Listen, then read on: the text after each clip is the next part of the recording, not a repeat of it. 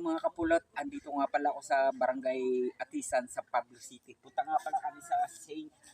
Ambrose at sa farm ni Prince Cobra. Tara.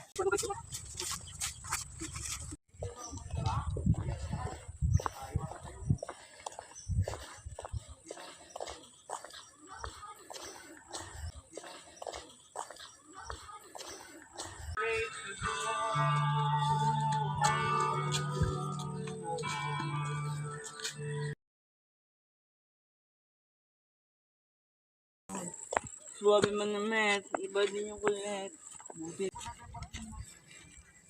Malawak. Layak. Hindi nagka-signal dito. Kaya naka-signal dito. Kaya titinawag ng tayak. Ano ba? Malamig! Nangunan! Bayagan mo yan dyan! Nangunan! Pati mo pa ito, nakakakan doon. Gusto man? Tambunan mo lang kayo yun. Baka kaya mo na eh. Paano ba dito? Paano ba dito? Happy. Baka tayo. Ang nadungot sana. Ay, wala mo ito dito. Hindi ko kakawakan dito. Nawakan mo na ka. Nawakan mo na ka. Pero malaki. Bakal? Bakal? Bilangin ko kung ilan ang step dito.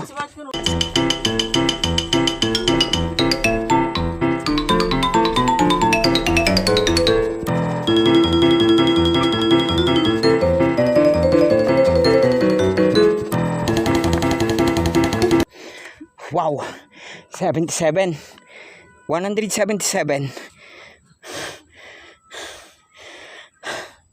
Pagod. Maulad itong barangay na ito.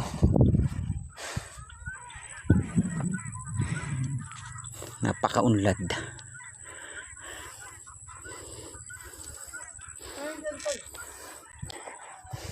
Ano po si Tatan?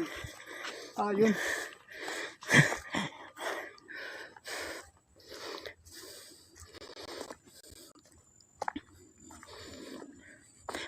Ito pala yung chapel, ano? Opo. Mini chapel.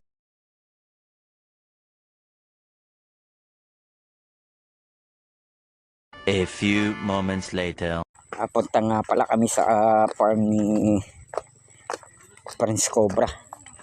At kung ano-ano ang kanyang mga alagang hayop doon. Dalawang sawa.